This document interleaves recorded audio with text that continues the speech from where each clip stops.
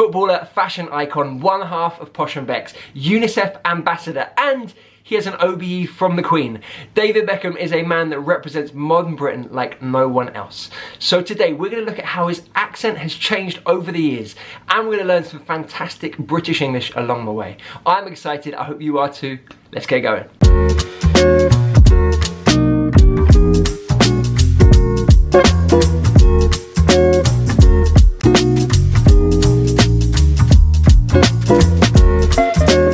Welcome to Eat, Sleep, Dream English. If you haven't met me before, my name is Tom and I teach fresh, modern British English so that you can take your English to the next level and achieve your life goals, whatever they may be. Now, David Beckham was born in Whipps Cross University Hospital and he grew up in North East London. So he's not a Cockney in the strictest sense, but he does have a very strong London accent with Cockney features.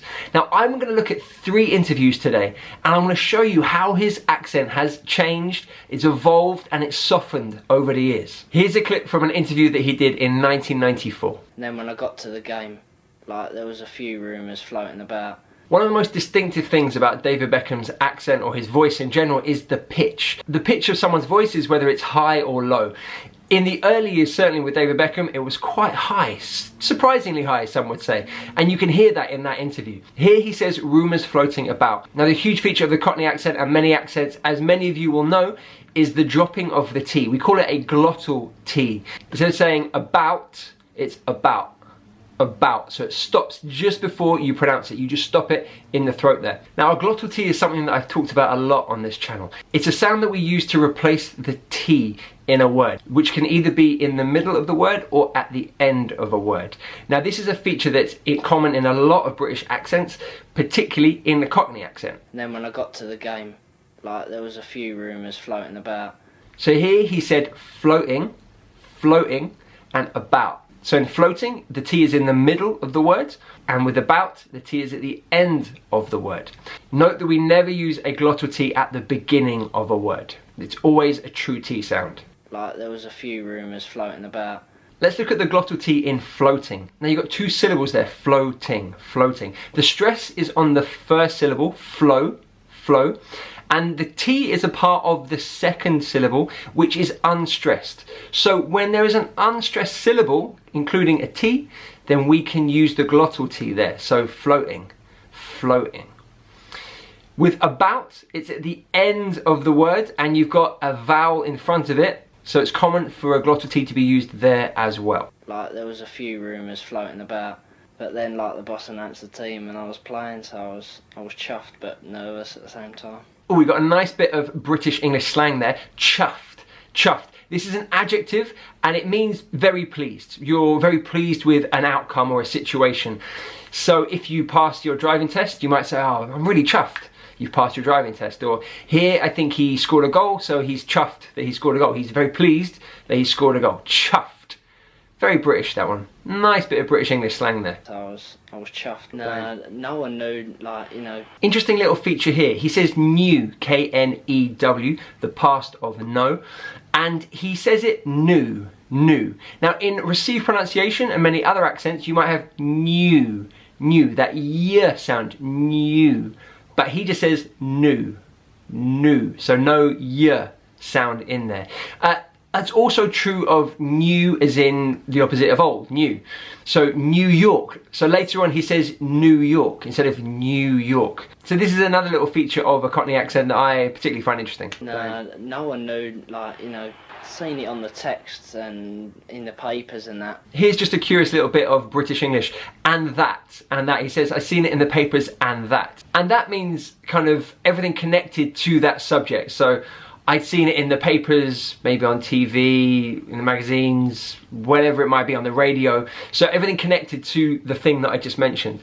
He uses it a couple of times here and it's, yeah, super informal British English. In the papers and that. Well, I think he just jumped up and headbutted the person behind him, I think. Nice, headbutted. To headbutt someone is to use your head to hit someone, but you can do it by accident. Here he's talking about his dad doing it by accident. He uses 2 features here of a Cockney accent. First of all, he uses that glottal T, again, so head-butted, butted. And then the H, where did it go? It disappeared, right? So it's ed-butted, not head-butted, ed-butted. Headbutted. He headbutted the man behind him. Headbutted. This feature here of a Cockney accent that you'll find dropping that H at the beginning, or indeed in the middle of a word. In fact, let's look at an example of that. Well, I think he just jumped up and headbutted the person behind him, I think. The person behind him. Behind. Not behind. Behind. So dropping that H in the middle position of a word as well as at the beginning. Now remember that word behind and the way that he says it in this interview, because we're going to see it again in a later interview. And headbutted the person behind him, I think. You know, you have to give up a lot of things. You have to give up a lot of things. Right, there's a lot going on here. So you have to, so he's dropped the H of have and then put those two together. He's using the weak form of to there. So after, not have to, after. Very common in spoken English to use a weak form on the to there. So after, and then things. He says things, not things, things. So he's using a f sound rather than a th sound. Again, really common on that th th for a Cockney accent to use f. So things, thank you, for, all that kind of stuff. So that f sound replacing the th sound. You know, you have to give up a lot of things. Okay, so you can see how strong his London accent is back in 1994. Let's move on to 2000, where it's starting to change. So obviously he's got more famous, and in turn, his accent is starting to evolve. You know, that's the sort of support any youngster needs. The first thing you'll notice there is that the pitch of his voice is still quite high, similar to his interview in 1994. You'll also notice that he's still using that glottal T, so sort of support. So not sort of support, those T's disappear. You know, that's the sort of support any youngster needs. And having someone like my mum and dad behind me has got me where I am today. Aha, let's look at the H sound here. So having, he's using the H sound there. So it's not having, it's having. But then in the next word, behind, he's dropping that H again, behind. So he's using the H in the first word there, dropping it in the second word. So starting to mix his accent slightly, or just change or evolve, if you will. And having someone like my mum and dad behind me. I used to get quite a bit of stick at school, but... This is such a British English phrase, to get stick, to get stick. This means to get kind of criticism or abuse or something from people. So if you do something wrong, then you get stick. People criticise that action. It's commonly used in a football context, but of course it can be used in any context really where criticism is given. So, you know, Theresa May gets a lot of stick for her Brexit plans, for example. So yeah, to get criticism. Really informal phrase to say that. I think deep down he knew that I had a bit of ability. Alright, deep down he knew. So dropping the H there, E. So still keeping that Cockney drop of the H. Knew, again, the same pronunciation as before. I add, dropping the H again. And then ability, he's using the true T. So still lots of features of a typical Cockney accent, but there is slight changes with things like ability. Alright, now let's move on to an interview he did in 2018, and let's see what changes we can see in his accent. You about it? They don't dislike it, to be honest. You know, they enjoy it as well. Okay, can you hear it? Can you hear the pitch of his voice has lowered significantly, I think, anyway. So it used to be quite high, like this. I think deep down he knew that I had a bit of ability. And now it sounds like this. They don't dislike it, to be honest. You know. You can hear the difference, right? So why has his pitch changed? Well, I guess there's lots of different reasons. It could be just a natural change in his voice. As we get older, perhaps the pitch of our voice gets lower. It could be coaching or training. Maybe he's been very aware of it. So yeah, it could be a variety of reasons. But it's really significant and distinct, isn't it? Going from his first interview to this interview. Also, the way he holds himself is different. You can kind of tell he's more of a statesman now. He's used to giving interviews and talking, and I guess again that comes with experience and with age. And the way that he uses stress, he's much more accomplished and confident in the way he uses stress to change meaning. So for example, They don't dislike it, to be honest. You know. they don't dislike it, to be honest. He's using stress and intonation there to play with the meaning of a sentence in a much more nuanced, sort of sophisticated way than he would have done when he was younger. My friends and family joke about it at times. The word about and it. Now, we've seen how he pronounces about as a youngster. Here, he's kind of joining those two words, about it, with almost like a little D sound that is perhaps more common in American English, about it. About it. Now, I'm not trying to do an American accent there, but there is a slight connecting of those two words with a D sound, like a tiny D. So that's something that, again, wouldn't have been a feature of his earlier accent. And maybe, again, that's because of time spent in America and LA, or just a general internationalizing of his British accent. My friends and family joke about it. Well, There's a few benefits. there's a few benefits. Aha, now benefits here. He says it with the true T, benefits. Doesn't say benefit, benefits. He also does something that we all do, or at least a lot of people I know do, is that little grammatical mistake where there is a lot of benefits. So you're using a singular form of is with a plural noun, so benefits.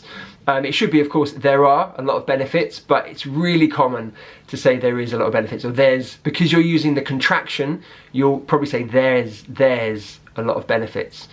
It's a silly little mistake. Everyone seems to make it. If you make it, I wouldn't worry about it at all. There's a few benefits. You know, I think if you know each other well... Alright, he uses well there. He says well. He says it still with that same kind of Cockney well. Almost like, it's like a... With the L sound, particularly at the end of a word, it might be a kind of... almost like a W sound. So, well, well. So instead of using that dark L, well, he's using almost like a W sound. So, well. Well, so that is a feature that has remained within his accent that he would have had as a young man and growing up. So we said well, now it's still well. He also did that in the 1994 interview. He said until. So not until, it's until. So there are still signs of his original accent in the 2018 interview. You know, I think if you know each other well, if you know you've got great friends, great family behind you. Ah, there it is, guys. Do you remember how he said behind in the first two interviews? Behind, right? Drop that H right out of there. This time, he says it, behind. So he's using that H sound. Great family behind you. And that would be more consistent with received pronunciation. To be honest, the boys rib me about it all the time. Another nice bit of British English here, rib me. They rib me. That means like to tease. If you rib someone, you tease them. It's fun, it's affectionate, it's not meant to be mean in any way. So if you rib someone, you are just joking, or you're teasing them in some way. There's one picture that I have in my house. I have in my house. The H's are all there. They're present and correct. That I have in my house. Maybe it's going to be my daughter. Last one, daughter. He uses the true T. Doesn't drop that T. Daughter. Daughter is how he says it. Maybe it's going to be my daughter. I find it so fascinating how his accent has changed over the years. I hope you can see and hear that in the different interviews, the examples that I've brought. So not only has his pitch changed, his accent has definitely changed. He's moved from a strong London accent with Cockney features right through to received pronunciation, still got a London feel to it, and still using some Cockney features, but it's softer. Those features are softer now. His accent in general is a softer London accent. Small elements of American English possibly coming in, but not hugely. It's fascinating to see and to witness that. I've said this before, but that's a really common thing. I've seen it in a lot of famous people. I've seen it in my own accent, how it evolves and changes over the years, depending on the influences that you have in your life. So we've got the pitch changing, the accent changing, and the vocabulary changing as well. Also, just with him particularly, the way he carries himself and the way he articulates himself is significantly different in 2018 to how it was in 1994. Again, that's really normal, really natural for someone in the limelight like he is. He's going to get training, he's going to get help with that to articulate himself in a clearer way. So yeah, brilliant. I just love it. I love all that stuff. I'm such a language geek. I hope you are too. I guess if you're watching now, you probably are. I hope you enjoyed it, guys. If you have enjoyed it, please give it a big thumbs up. Share it with anyone that you think will appreciate it and enjoy it. And if they're learning English, even better. And if you haven't seen it yet, there is an Eat, Sleep, Dream English store. You can go check that out. We've got t-shirts, all kinds of good stuff. You can go check that in the link below. Thank you so much for watching, guys. This is Tom, the Chief Dreamer, saying goodbye.